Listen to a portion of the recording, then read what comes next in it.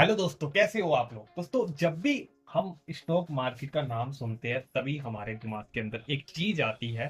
Red red colour का एक colour आता है और लिखा हुआ उस पे होता है रिस्क लेना पड़ेगा। आप अपने पेरेंट्स से बात करते हो, आप अपने दोस्तों से बात करते हो कि स्टॉक मार्केट कैसे है, तो भैया हर कोई आपको रिस्क वाली चीज बताता है। हालांकि बीच में थोड़ा बहुत ठीक भी हो गया था, ज्यादातर लोग इसमें इन्वेस्ट कर रहे थे, लेकिन अभी बीच में जब मार्केट डाउन हुई उसके बाद आज की डेट में अब सब लोगों के मुंह पे एक ही जवाब है, भैया स्टॉक मार्केट में सच में बहुत बड़ा रिस्क है इन्वेस्ट करने में। क्या हमारा पैसा सच में सेफ है? और अगर आप बिगिनर हो, अगर आप स्टॉक मार्केट की तरफ अपना कदम बढ़ा रहे हो और अगर मार्केट में आप पैसा डालते हो, आप पूरे 1 साल 2 साल इन्वेस्ट करते हो, 2 साल के बाद हो सकता है कि मार्केट फिर कुछ न्यूज से क्रैश हो जाए, तो उसमें क्या करें। 99% जो लोग होते हैं या जो इन्वेस्टर होते हैं, आप पैसा इन्वेस्ट कर रहे हो तो आप भी क्या हो गए, इन्वेस्टर। तो वो लोग क्या करते हैं, वो अपना पैसा विड्रॉ कर लेते हैं, निकाल लेते हैं स्टॉक मार्केट से बाहर जब मार्केट क्रैश होती है। इसकी वजह से शेयर्स और नीचे की तरफ जा रहे होते हैं, क्योंकि भैया पैसा तो निकल रहा है स्टॉक मार्केट से और ज्यादातर शेयर मतलब इन्वेस्टर्स डरे होते हैं। तो इसके लिए जब भी मार्केट क्रैश हुए तो आपको क्या करना चाहिए, वो बात हम इस वीडियो में करेंगे। तो अब हमें क्या करना चाहिए दोस्तों, सबसे पहले ये समझो, जब आप स्टॉक मार्केट में पैसा डाल रहे हो, ठीक है। अब यहाँ पर भैया जब पैसा डल रहा है तो मार्केट क्या कर रहा है, ऊपर जा रहा है, ऊपर जा रहा है, ऊपर जा रहा है, ग्राफ ऊपर जा रहा है। लेकिन जब इसमें से मार्केट से पैसा निकल रहा है तो फिर ग्राफ क्या होता है, नीचे जा रहा होता है, नीचे की तरफ। ठीक है, जिसको हम लोग क्या कहते हैं, डाउन ट्रेंड, और इसको हम कहते हैं अप ट्रेंड। दोस्तों, राकेश झुनझुनवाला जी और वॉरेन बफेट एक बात बोलते हैं, एक लाइन बोलते हैं कि जब भी मार्केट नीचे जाता है तो राइट टाइम होता है स्टॉक्स को बाय करने का, और जब भी मार्केट ऊपर जाता है तो राइट टाइम होता है स्टॉक्स को सेल सेल करने का। लेकिन जब ऊपर जा रहा होता है तब हम लोगों का सेल करने का मन नहीं करता, क्योंकि पैसा हमारा हर दिन बढ़ रहा होता है, हमें समझ में ही नहीं आता। लेकिन जब डाउनफॉल, कहते हैं कि भैया स्टॉक मार्केट में जब भी मार्केट ऊपर जाती है तो वो सीढ़ियों से जाएगा, लेकिन नीचे आएगी तो लिफ्ट से आएगा। अब आपका पैसा लिफ्ट से आ रहा है, लोग क्या, इन्वेस्टर्स पैसा निकाल रहे हैं अपना स्टॉक मार्केट से, आपका नुकसान हो रहा है। तो ऐसे में आपको क्या करना चाहिए दोस्तों, कभी भी सबसे पहले पैनिक मत लो। पैनिक में आकर अपने स्टॉक सेल मत कर दो, ठीक है। ये कभी गलती मत कर देना। हालांकि जब आपने फंडामेंटल चेक करे कंपनी के तो आपको 5 साल 10 साल पेशेंस करना चाहिए, तो कभी भी पैनिक सेलिंग कभी भी स्टार्ट मत कर देना। इससे आपका बहुत बड़ा नुकसान हो जाएगा स्टॉक मार्केट में। सेकंड चीज आपको समझना चाहिए, जब स्टॉक मार्केट नीचे जा रही होती है तो इन्वेस्टर पैसा निकाल के कहीं तो निवेश कर रहे होते हैं।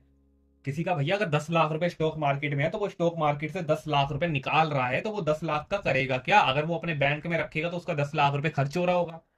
तो वो क्या करेगा, वो या तो किसी की प्रॉपर्टी में इन्वेस्ट करेगा, कोई छोटा मोटा फ्लैट खरीदने की तरफ भागेगा। वैसे 10 लाख में तो आएगा नहीं, लेकिन मिल जाए तो उस तरफ भागेगा। लेकिन अगर वो नहीं हो पाया तो वो 10 लाख रुपए का गोल्ड खरीदेगा। राइट, आपके पास वही पैसे तो आप क्या करोगे, वो भैया स्टॉक मार्केट से निकाल लिया तो आप कहीं तो इन्वेस्ट करोगे। ठीक है, ऐसी वो भी बंदा करेगा। तो जब भी आपने देखा होगा मार्केट क्रैश होती है, मार्केट क्रैश में गोल्ड का रेट बढ़ जाता है, गोल्ड सूट कर जाता है, गोल्ड का जो प्राइस होता है वो बढ़ जाता है, रियल एस्टेट के प्राइस बढ़ जाते हैं, रियल एस्टेट्स में प्राइस बढ़ जाता है। आप कहेंगे भैया 10 लाख 5 लाख में कौन सी आपकी रियल एस्टेट आ रही है। ठीक है, आप यहाँ पे इन्वेस्ट नहीं कर सकते रियल एस्टेट में, अगर तो अगर आपके पास पैसा है तो आप कर सकते हो, नहीं है तो आप नहीं कर सकते हो। लेकिन रीट्स आती है तो रीट्स में आप क्या इन्वेस्ट कर सकते हो, आप 5 लाख है 2 लाख है 10 हजार है वो भी आप इन्वेस्ट कर सकते हो। ठीक है, और गोल्ड, गोल्ड भी भैया महंगा है, कितने का खरीदोगे, और खरीदोगे तो आपको जीएसटी टैक्स वगैरह भी देना पड़ेगा एक्स्ट्रा। तो गोल्ड के क्या होते हैं, ईटीएफ्स आते हैं। ईटीएफ्स अभी बीच में मार्केट जब क्रैश हुई थी तो गोल्ड के रेट और प्रॉपर्टी के रेट रफ्तार से बढ़े दोस्तों। रफ्तार से, जिसको आप कह सकते हो, मतलब रियल एस्टेट्स और गोल्ड ने स्टॉक मार्केट से ज्यादा रिटर्न्स जनरेट करे है पिछले 2 सालों में, 2 से 5 सालों में। अब आप वो कर सकते हो कि भैया आपको सबसे पहले, अगर जब मार्केट क्रैश हो जाए, आपको एक चीज समझना है, मार्केट इस टेम्परेरी ऊपर नीचे जाता रहेगा, इसमें कभी भी पैनिक नहीं हो। चाहे आपका पैसा, मतलब कोशिश करनी है कि ऐसे शेयर में पैसा ना डाले, फंडामेंटल चेक करके डाले। जब फंडामेंटल के ऊपर पूरा यकीन है, हर शेयर को फेयर वैल्यू पे अगर आपने खरीदा हुआ है तो डरिए मत। ठीक है, पैनिक सेल मत करिए। हाँ, किसी स्टॉक में लगे, यार इस कंपनी का तो कुछ नहीं हो सकता, इसका प्रोडक्ट बेकार है, तो उससे आप निकाल सकते हो पैसा। ठीक है। तो दूसरी चीज आपको किस में डालना है उस समय पैसा, अगर आप मान लो एसआईपी कर रहे हो या हर महीने आप इन्वेस्ट कर रहे हो, तो यहाँ पर आप स्टॉक्स में उस समय अगर पैसा आप डालना चाहते हो तो 20% के आप स्टॉक्स उस समय खरीद सकते हो, क्योंकि कम प्राइस पे आपको अच्छे वैल्यू के स्टॉक्स मिल जाते हैं। लेकिन आप उस समय फिर अपना 80% पैसा किसमें डाल सकते हो, रियल एस्टेट्स में, मतलब रीट्स वेबसाइट आप जा सकते हो, विजिट कर सकते हो, प्रॉपर्टी में आपका पैसा इन्वेस्ट हो जाता है वहां पे, या आप वाकई गोल्ड ईटीएफ में आप पैसा इन्वेस्ट कर सकते हो।